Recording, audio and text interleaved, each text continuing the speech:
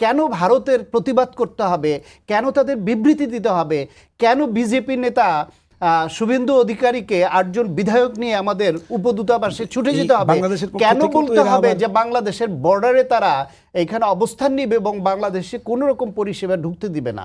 তারা তাদের সংবাদ মাধ্যমে যে এক্সাজারেটেড বা অতিরঞ্জিত রিপোর্ট বাংলাদেশ নিয়ে করেছে সংখ্যালঘুদের উপর আক্রমণ নিয়ে, তার শতকরা 10 ভাগও ঘটেনি। এই যে সংখ্যালঘু তাদের মধ্যে অনেকেই আছে বা বেশিরভাগই আওয়ামী লীগের নেতৃস্থানীয় অনেকে আছে। তাদের যেরকম লাঠিয়াল বাহিনী তৈরি করেছে, সেট করেছে, সেটা সাংবিধানিক প্রতিষ্ঠানগুলো থেকে শুরু করে প্রশাসন, বিচার বিভাগ, পুলিশ, সমস্ত জায়গায়, এমনকি সংবাদ মাধ্যমে। বাংলাদেশ নানান সময়ে নানান রকমের দেশি এবং বিদেশি ষড়যন্ত্রের শিকার হয়। আর এই গণ অভ্যুত্থানে পালিয়ে যাওয়া যে ফ্যাসিবাদের শক্তি, তারা 16 বছর ধরে তাদের যেরকম প্রত্যেকটা সেক্টরে তাদের যেরকম লাঠিয়াল বাহিনী তৈরি করেছে, সেট করেছে, সেটা সাংবিধানিক প্রতিষ্ঠানগুলো থেকে শুরু করে প্রশাসন, বিচার বিভাগ, পুলিশ, সমস্ত জায়গায়, এমনকি সংবাদ মাধ্যমে। তারা পরিস্থিতির কারণে কেউ কেউ পালিয়ে গেছে, কেউ কেউ একটু চুপ আছে, কেউ কেউ উসিলা খুঁজছে। আর তাদের পলাতক নেত্রী বিদেশ থেকে মাঝে মাঝেই অডিও বিপ্লবের যে কর্মসূচি সেটি তিনি চালিয়ে যাচ্ছেন। সুতরাং তারা যে ষড়যন্ত্র করছে এটা প্রকাশ্য এবং ঘোষণা দিয়ে, গোপনও নয়। আওয়ামী লীগের সভানেত্রী পলাতক স্বৈরশাসক খুনি শেখ হাসিনা তিনি বলে দিচ্ছেন ট্রাম্পের ছবি নিয়ে মিছিল করতে এবং সেখানে আক্রমণ হলে সেটাকে ট্রাম্প পর্যন্ত পৌঁছে দিবেন। এটি ষড়যন্ত্র, তার অডিও ফাঁস হয়েছে বলে আমরা জানি। বাংলাদেশের সংখ্যালঘু সম্প্রদায়কে রক্ষা করবার জন্য বিভিন্ন দল মত নির্বিশেষে মাদ্রাসার ছাত্ররা, শিক্ষকরা, বিভিন্ন রাজনৈতিক দলের কর্মীরা, ছাত্ররা তারা পাহারা দিয়ে রক্ষা করলো। কারণ ওই পলাতক ফ্যাসিবাদ গোষ্ঠী এদের উপর আক্রমণ চালিয়ে এই গণঅভ্যুত্থানের পক্ষের শক্তির উপরে বা কোনো বিশেষ রাজনৈতিক গোষ্ঠীর উপর দায় চাপাতে পারে, সেই সন্দেহ থেকে পাহারাটা দিতে হলো। এই যে সংখ্যালঘু তাদের মধ্যে অনেকেই আছে বা বেশিরভাগই আওয়ামী লীগের নেতৃস্থানীয় অনেকে আছে, আওয়ামী লীগের রাজনীতির সঙ্গে যুক্ত হয়ে ফ্যাসিবাদের ভূমিকার সঙ্গে ওতপ্রোতভাবে জড়িত। তারা নিজের গণহত্যার সঙ্গে জড়িত হয়েছে অনেকে।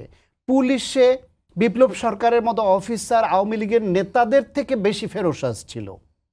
এখন তারা যখন আওয়ামী লীগের সঙ্গে থাকে, তারা যখন ফ্যাসিবাদ হয়, তারা যখন সুবিধাভোগী হয়, তখন তারা আওয়ামী লীগ বা ওই সরকারের অংশ। আবার পলাতক ফ্যাসিবাদ কিংবা পরাজিত গণহত্যাকারী তখন তারা যখন গণরোষের বা জনরোষের মুখে পড়ে, তখন তারা হয়ে যায় সংখ্যালঘু। ওই কার্ড খেলে এবং এই কার্ডটাকে লুফে নেয় পার্শ্ববর্তী দেশ। তারা তাদের সংবাদ মাধ্যমে যে এক্সাজারেটেড বা অতিরঞ্জিত রিপোর্ট বাংলাদেশ নিয়ে করেছে সংখ্যালঘুদের উপর আক্রমণ নিয়ে, তার শতকরা 10 ভাগও ঘটেনি। আওয়ামী লীগের সাধারণ সম্পাদক নিজে বলছিলেন তাদের পতন হলে তার পরদিন সে বলছে 10 লাখ, অন্য নেতা কেউ 5 লাখ, 2 লাখ, 3 লাখ, লাখের নিচে কেউ নামতে পারেনি। সেইখানে ওই আওয়ামী লীগের অংশ হিসেবেও যদি সংখ্যালঘুদের যত % যুক্ত তাও ধরেন, তার ধারে কাছেও কি তারা আক্রান্ত হয়েছে? হয়নি। কিন্তু মিথ্যা বানোয়ার যে রিপোর্ট ইন্ডিয়ার নিউজ পেপারে আসছে, সংবাদ মাধ্যমে আসছে, ফ্যাক্ট চেকার বিভিন্ন পদ্ধতিতে সেটা বের হয়ে আসছে, এটা মিথ্যা রিপোর্ট। এবং সেই মিথ্যা রিপোর্টের ভিত্তিতে সেটা ট্রাম্প পর্যন্ত চলে গেল, সে এক্সে লিখে ফেললো বাংলাদেশের সংখ্যালঘু নির্যাতন নিয়ে। সুতরাং এইরকম ষড়যন্ত্র হচ্ছে। অতি সাম্প্রতিককালে দেখেন, এই যে গতকাল যে চিটাগাংয়ে যে অনাকাঙ্ক্ষিত ঘটনাটা ঘটল, বাংলাদেশে কোনো ব্যক্তিকে যদি বাংলাদেশের আইন শৃঙ্খলা রক্ষাকারী বাহিনী বা সরকারি এজেন্সি মনে করে সে অপরাধী, তাকে গ্রেফতার করবে, এটা রাষ্ট্রীয় আইনেই করছে, এটা তো অবৈধ কোনো কাজ না। তাকে গ্রেফতার আমাদের আভ্যন্তরীণ বিষয়, সে অপরাধী হলে গ্রেফতার করবে, বিচারে সে নির্দোষ প্রমাণিত হলে সে ছাড়াও পাবে। কিন্তু তার গ্রেফতারে কেন ভারতের প্রতিবাদ করতে হবে, কেন তাদের বিবৃতি দিতে হবে, কেন বিজেপি নেতা শুভেন্দু অধিকারীকে 8 জন বিধায়ক নিয়ে আমাদের উপদূতাবাসে ছুটে যেতে হবে, কেন বলতে হবে যে বাংলাদেশের বর্ডারে তারা এখানে অবস্থান নেবে এবং বাংলাদেশে কোনো রকম পরিষেবা ঢুকতে দিবে না। আমার দেশের উপর দিয়ে তারা বিনামূল্যে বা নামমাত্র মূল্যে তাদের সেবা নিয়ে যায় এক অঞ্চল থেকে এক অঞ্চলে, আমার দেশের উপর দিয়ে তাদের ট্রেন চলতে পারে, সব চলতে পারবে। আর এইরকম একটা ঘটনায় তারা এই হুমকি ভারত দিচ্ছে কেন? যদি ষড়যন্ত্র না হয়, যদি তাদের বিশেষ কোনো উদ্দেশ্য না থাকে, তাহলে এটা করবে কেন?